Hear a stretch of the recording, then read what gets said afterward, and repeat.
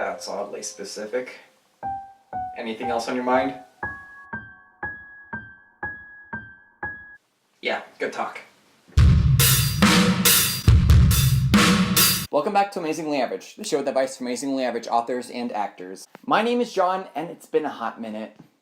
I don't know if anyone's actually had a cold minute, though, except for, like, maybe Jack Torrance and Stanley Kubrick's The Shining when he gets lost in the hedge maze. Today's tip is for the amazingly average authors out there.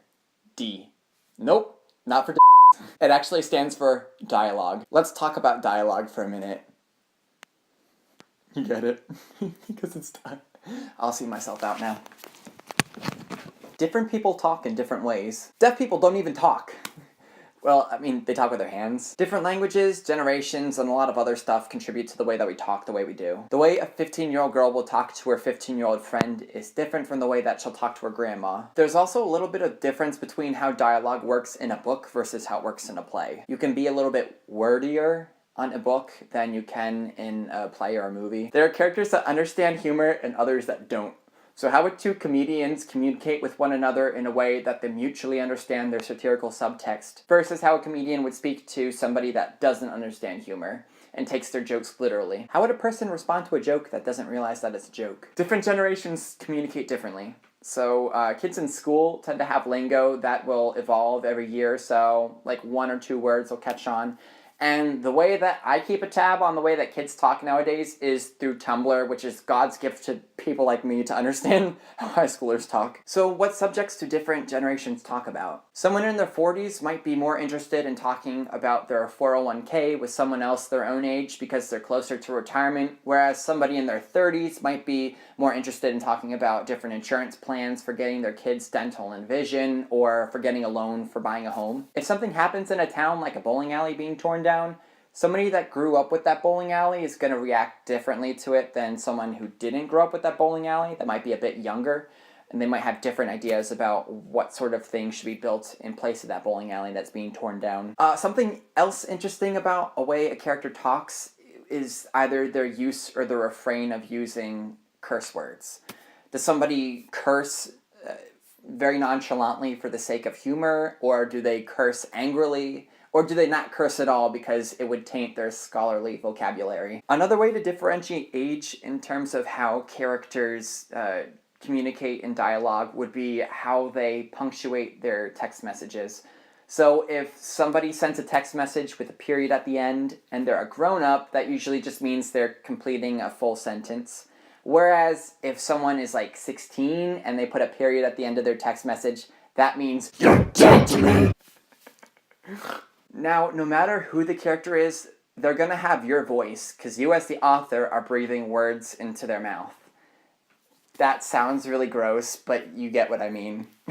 It's your job as a writer to put a filter on your voice, so that way you can sound a little more authentic to someone that doesn't have the same life experiences as you. Does that person speak in Hungarian idioms, or is it a woman of few words? Do they speak cryptically, like a riddler or something? Knock knock. Who's there? Scream Season 3. Nope. Nope. Still not here? Oh well. I guess we're never gonna get that. Now, I want to take this time in my video to tell you about 3 of my great YouTube friends who I think are awesome, and I really wish you would check them out, because they mean a lot to me. The first is Mark the Page, who I love this guy dearly. He's very clever and witty. He's really talented. He works harder than anyone I know in editing, mostly because his editing software options are complete garbage at his parents' house. And he has a vlog style that's really good. I actually copied his vlog style in my last vlog for You're a Good Man, Charlie Brown. He's wholesome, yet he has a potty mouth in text messages. He's dedicated to fitness and being a vegetarian. And ladies, he's gay. So come for the sex appeal and stay for the humor. His Twitter is at MyLifeInAllGray. Another channel is CJ Marie, who's someone I actually met when this collab channel called 7 Days of Slay was holding auditions. She's one of the people that got in. I was one of the people that didn't get in. I'm very grateful for that audition experience, though, because it brought my attention to her channel, and I really like her, and she has very correct opinions about the television version of Heathers. She does creative videos, like she did 100 questions in a view like they do with those Vogue videos on YouTube, and she also roasts her own shoes. That's quality content. Her Twitter is also fun, so you should check out her Twitter, which is at CJMarie. Easily enough. And the last person is Talia Jane, and she's another person I met during the 7 Days of Slay audition videos. We were briefly kind of co-captains for a collab channel called Take Two, which was sadly deleted when someone hacked our account and got our channel deleted. There's this fun conspiracy theory that one of the members of our channel did it, but that case has gone cold. Anyway, Talia is an Indiana girl who loves her family. She loves most flavors of ice cream from what I understand. And she has some really cool videos, like she does some vlogs and then she tells some stories about her life. She actually made a cameo in this movie I made one time called Copycat, where she was Dakota from Illinois, which is funny because she's from Indiana. So go to her channel, comment on her stuff, like her stuff, and then go to her Twitter and send her cat pictures and memes. And her Twitter handle is @Talia Jane, but the A in Jane is actually an X. Seriously, I only follow 10 people on Twitter, and those are 3 of them. The other ones are MTV's Scream Twitter account, Melanie Martinez, those 3 people, this girl that I went on my very first date with, and then 4 other college friends. And it's time for another What's in John's mug? Oh, I need a mug. I'm just gonna use this Dunkin' Donuts one from Maine again.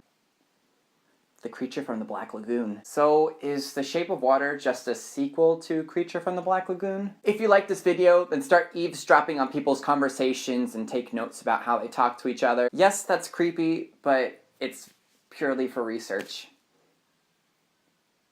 Science. If not, end every single text message with a period and see how many friends you lose. Amazingly average.